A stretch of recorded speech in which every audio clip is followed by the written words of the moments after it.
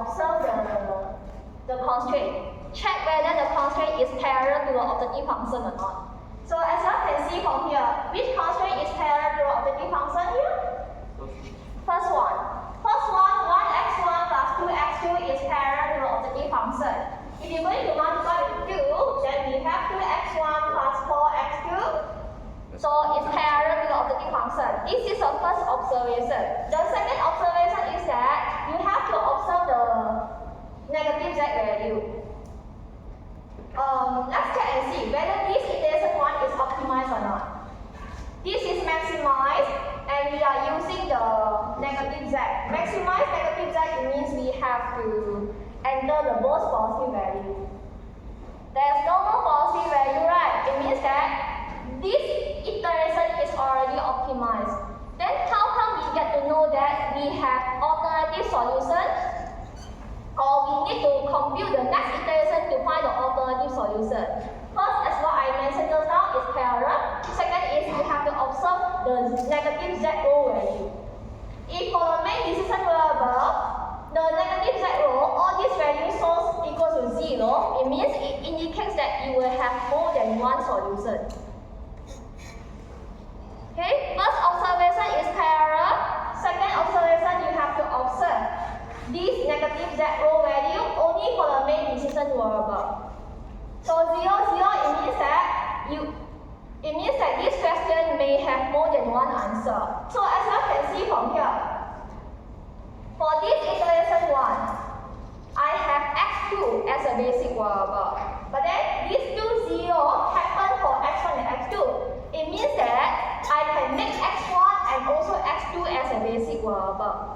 But for this iteration 1, only x2 appear as a basic variable. So I get to know that for the next iteration, I have to find out the way to insert x1 as a basic variable.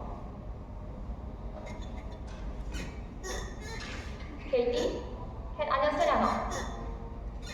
So x1, I have to make x1 as a basic variable. So how can I do it?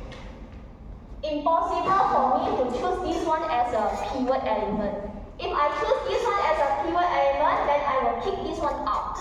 So I have to choose this one as a pivot element. Okay, but it's also possible. If you want to make this one as a pivot element, then this one will be kicked out. Okay, then here will become x1 already, then x4. It means that you have many solutions, many possible basic variables that will give you the same z value. Okay? In tutorial, you have 3 0. In tutorial, you will have the question that involves 3 0. It means that you have to make x1, x2, and also x3 as a basic variable. So you can try out. Then, as you can see from here, iteration 1, the z value here is equal to 10. Basic variable x2, x4. For iteration 2, the z value is also equal to 10. But then we have different basic variable. Right now it's x1, x2. Your z value is not improved at all, similar to degenerate case. But the only difference is that for degenerate case, those iterations are not optimized. But for this case, these two iterations are optimized. This is optimized, this is also optimized.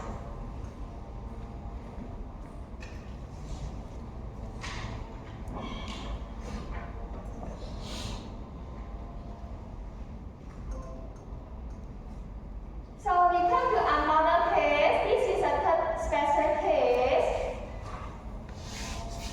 So as usual, we're going to solve it by using the simplex method. Since the two constraints only involve the sign of less than or equal, once we solve it, then we come to the iteration 2. When we come to the iteration 2, let's check and see whether this is optimized or not. Maximize, I'm using the positive z. Maximize positive z, it means I have to enter the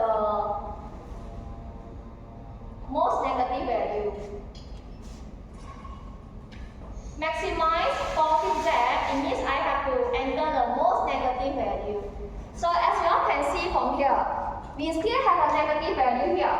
We can enter x3 as a pivot column. Once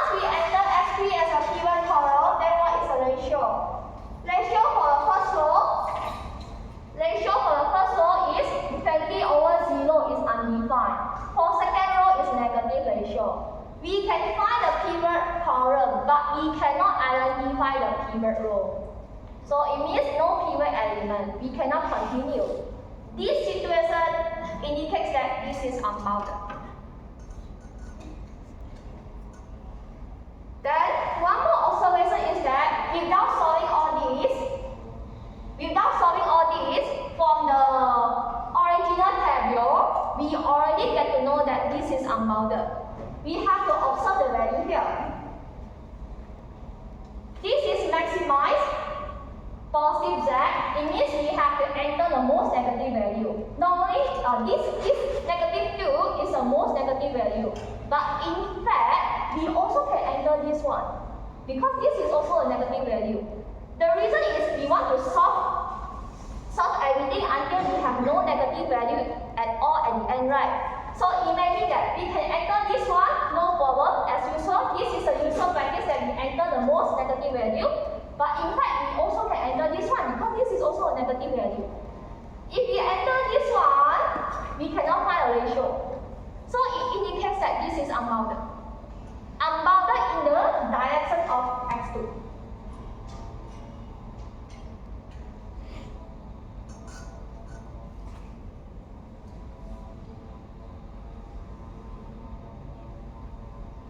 Try to understand. Get my point right.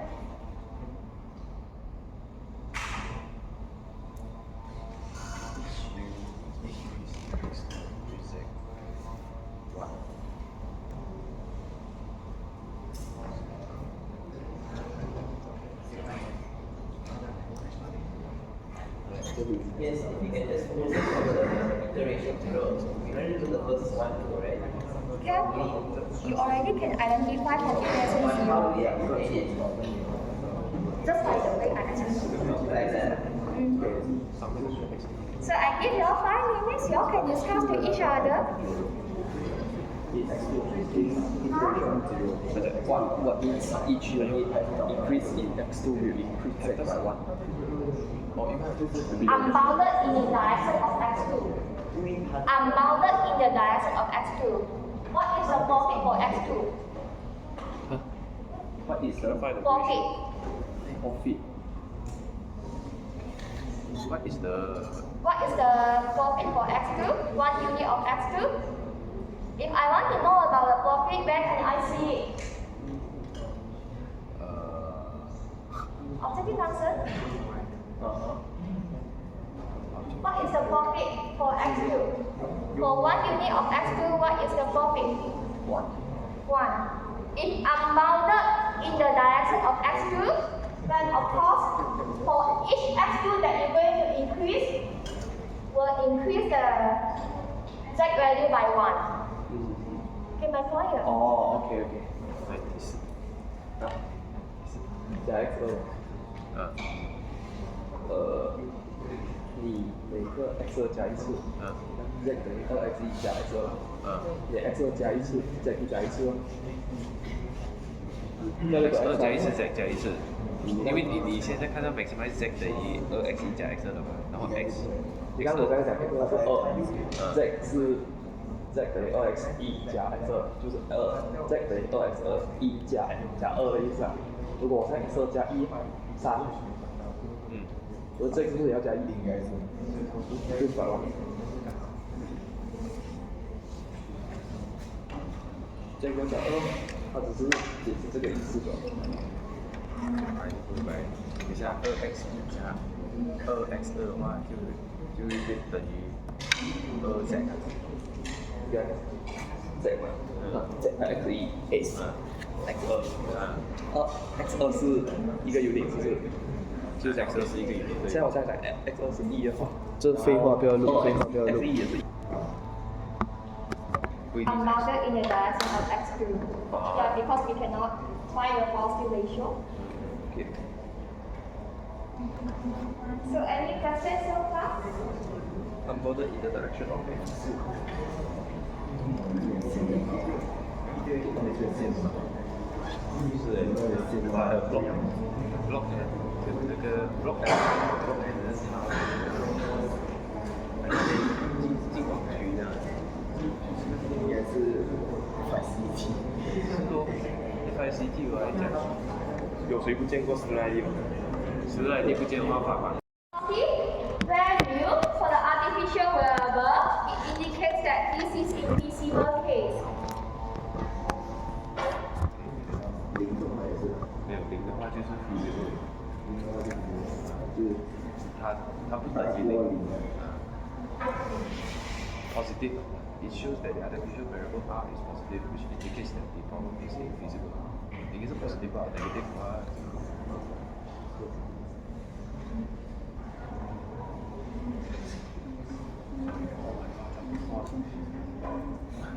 这个可以这样多选对吗？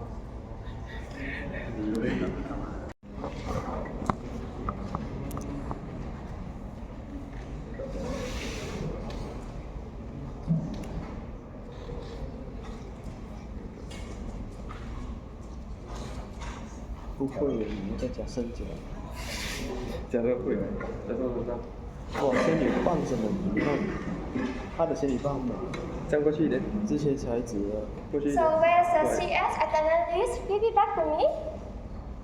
之前我们材质玩不美，优美， After signing, give it back 我 to 都 me. 画了你。他是中国人，日本 Since 人。 right now is only week 4, so right now I will just randomly call up your name, then just answer my question. We just have a quick recall of what we have learned from chapter 1 to chapter 3. Okay. Yeah, just do some research. Interactive. 那不就是我 I love mathematics。 Method also consists of the drawback. That is, the sign only can involve less than equal. That's why we come up with the big M method and also the two-phase method. Then, just want to test your knowledge. The optimal solution found by using the big M and two-phase, are these two methods give us the same optimal solution, or they will be slightly different? Just slightly different. You all get my question? If I'm using the big M to solve for a linear programming model, I will get the answer A. If I'm using the two-phase method to solve the same set of linear programming model, I will get the answer of B. Is these two answers will be always similar to each other, or there will be a certain times we will have a slightly different answer.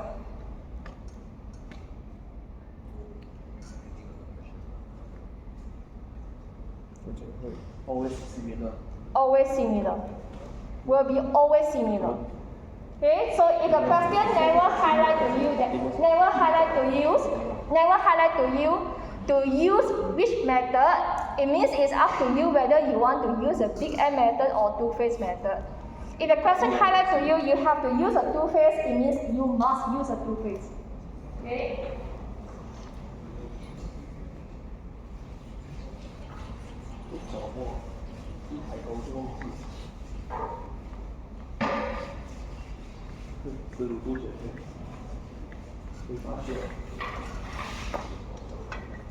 Then we come to chapter 4. It's about the duality and also sensitivity analysis. For the first part, I will only cover the duality. For this duality, we're going to learn on how to formulate the dual model and also primal model. Certainty. We have primal model, we have dual model. Dividity. The one that we usually see based on what we learn in chapter 2 and chapter 3, normally you will be given a set of linear programming model. That one is a primal model. Based on the primal model, right now I'm going to guide you guys on how to formulate a dual model based on the given primal model. Then these two will give you the same Z value.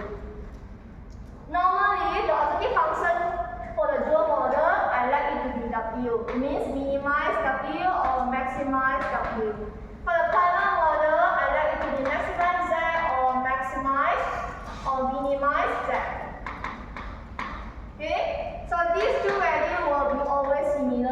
other. So it means that sometimes if you don't want to solve for a dual, if you don't want to solve a primal model, you can use a dual model to get the answer. Provided the question asks you to change a dual model, then you find the answer for a dual model. If the question only gives you a linear programming model, no need to change to dual model. Just solve it directly based on the given model. Okay, but for your information, these two models will give you the same optimal solution.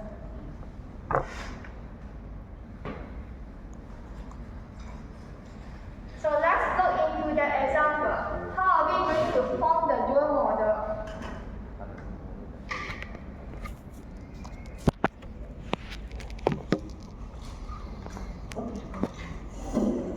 Here, normally we will come out with a table first. This is maximized. Your primal model is maximized.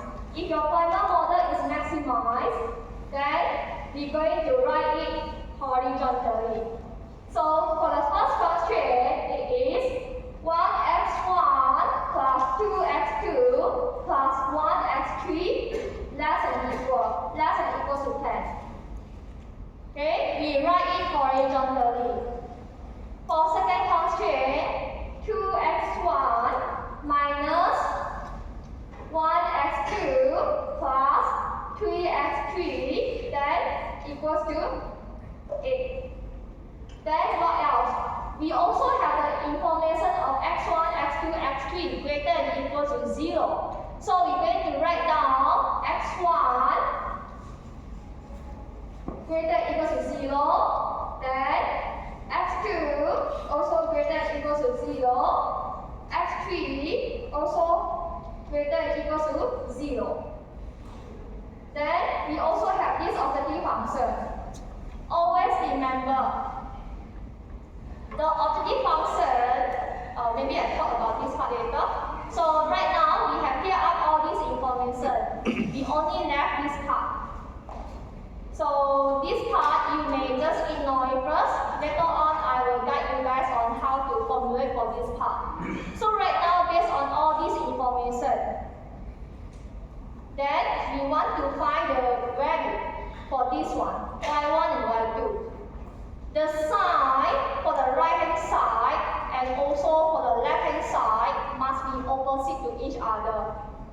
Since the sign here is less than or equal, then here y1 will be greater than or equal. It has to be opposite to each other for the left hand side and also the right hand side. Then the sign for y2, since here is equality, here should be equality as well. But normally we won't write that. We just let it to be URF, unrestricted. Stand for unrestricted here. There will be a reason. Later on I will explain about it. Then the sign for the top and also the bottom must be similar to each other. Since the sign here is greater than or equal, so the sign for the bottom must be greater than or equal as well. Same thing, greater than or equal, then greater than or equal. This is greater than or equal, this is greater than or equal. We just follow the sign that is given from the top. Then right now, based on the information in this table, this one is 0, yeah? Greater than or equal to 0. Based on all this information, then we're going to formulate the dual model. Just now, we write it horizontally. Then we have to read it vertically. 1y1 plus 2y2 greater than or equal. So 1y1 plus 2y2 greater than or equal. Greater than or equal. Then 2y1 minus y2 greater than or equal. 2y1 minus y2 greater than or equal. This will be 1y1 plus 2y2 greater than or equal. 1y1 plus 3y2 greater than or equal. Then we have y1 greater than or equal to 0, y1 greater than or equal to 0, then your y2 here is equal to URS, unrestricted. That's the reason why just now, here is equality, I no one follow back equality. If I follow back equality, it is meaningless. So that's why I write unrestricted, which means that it is not greater than equal and also not less than equal. So we have to write URS. That's why here is URS. Then we still missing of all these values, right? 5, 12, 4, and also objective function. Always remember, the objective function for the primal model will be the right-hand side for the dual model. The objective function for the primal model will be the right-hand side of the dual model. 5, 12, 4. That's why 5, 12, 4. The right-hand side for the primal model will be the objective function for the dual model. 10, 8. That's why 10y1 plus 8y2. This is maximized, then the dual will be minimized, will always opposite to each other. So that's the way we come up with this dual model, by using this table.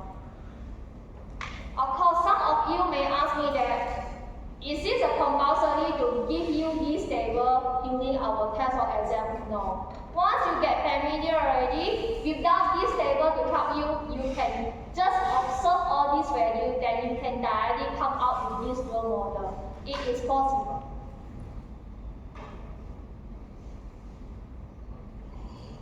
So this is maximized for the primal model.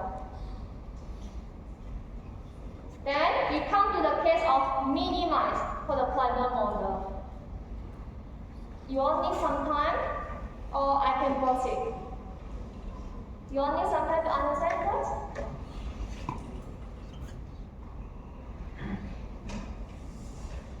Can understand? Need some time. Okay, I give you 5 minutes.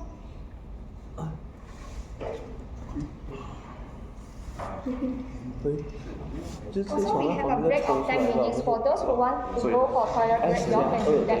然后2减 e， 2减 x 等于12，然后 x 加3等于4，然后 w 等于10 ，x 加 Because due to 8 equality. 我说 That's what I mentioned. Your left hand side and right hand side must be always opposite each other. For instance, z equals to 15y1 plus 12y2. Then y1 plus 2y2, then greater than equal to 3. You just have to change from x1 and also x2 to y1 and y2 respectively. The numerical value will still be the same. 2y1 minus 4y2 less than equal to 5. Similar to this one. It's just that your x is going to change to y. Here you have x1, x2 greater than equal to 0. Then here you just change x to y, y1, y2 greater than equal to 0. 看头鼻。 So right now, based on this one, we're going to write the value into a table form. So for the first constraint, y1 plus 2y2 greater than equal to 3. This time, we're going to write it vertically. y1, 1y1, then plus 2y2, then greater than equals to 3. Previously, we write it horizontally, if you can recall. Previously, we write it horizontally, but for this time, because you are given the primer in minimized form, so we have to write it vertically. So second constraint is 2y1 minus 4y2 less than equal to 5. 2y1, 2. This is your y1. 2y1, then minus 4y2, then less than equals to 5. Then we still have y1, y2 greater than equal to 0.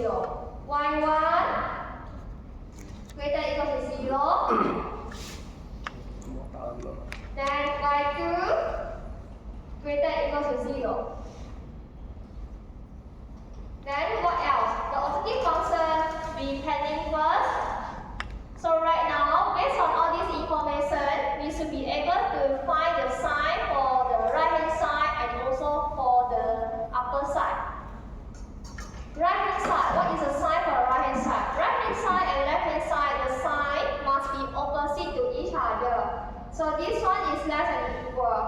since the sign here is greater than equal. Same thing, the sign here should be less than equal because the sign here is greater than equal. Then still remember, just now I mentioned that the sign for the top and also the bottom must be similar to each other.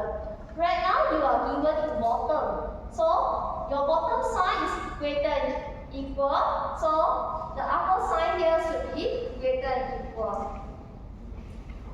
This one, the sign here is less than equal, so here the top one should be less than equal. We just follow back. Less than equal, you can put in the symbol. Equation then should be like this.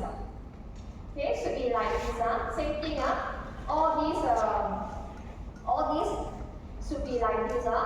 Because I lazy go to the insert and add in the max symbol. Okay, so right now after we have cleared up the sign for the upper, down, then left hand side and also the right hand side, let's come up with the dual constraint. Remember, just now we write it vertically. So right now we want to read it horizontally. So 1x1 plus 2x2 less than equal, as you can see from here. 1x1 plus 2x2 less than equal. So for second constraint we have 2x1 plus minus 4x2 less than equal. Then what else? We have x1 greater than equals to 0, then x2 less than equals to 0. Then still remember, just now I mentioned that the objective function for the primer will be the right hand side for the dual. So 15, 12, that's why 15 and also 12 here. Then the right hand side for the primer will be the objective function for the dual model, 3, 5. That's why you have 3x1 plus 5x2. This is minimized and this is maximized.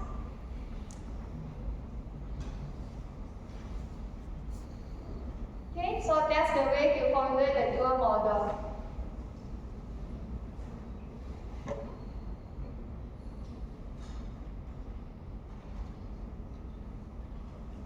If you guys can understand, can give it a try for this example 4.3, then we will end for the class. This one. X maximize. 要画表啊，怎么样都要画表出来，是不是？ Unrestricted. 你不要画一个 UR. 你一定要画表啊，那你可以不要画。哎哦，它是从这边的那个右边的 symbol 是从左边的 terbalik 过来丢去右边。嗯。超最简的，懂吗？是啊，你看它给你 S1 unrestricted x2 大过等于0，代表 unrestricted 的话是代表是等于小大过等于转过去就变小过等于。啊，对对对。Smart 欸我。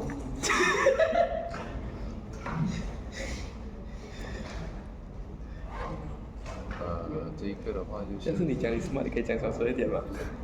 所以 right hand side。这个有3个的。没有3个的话，它是。说这么还有3个，前面的 example 都是2个的。那个有 X3 的吗 ？X3 的那个它把它。它不是，它没有 X3，它是我 S1、X2。是吗？I lost the bet。哈？啊，给哦。哇，政府送不珍惜。我有人要偷的。在骗政府是 B40啊。啊，假如没有报税啊。不要乱讲话。所以拍来现在1、2、负1、5。哎，不对啊，因为我这2个 x， 但是还有3个那个。想。1要画弧。哎，然后这边是写这边。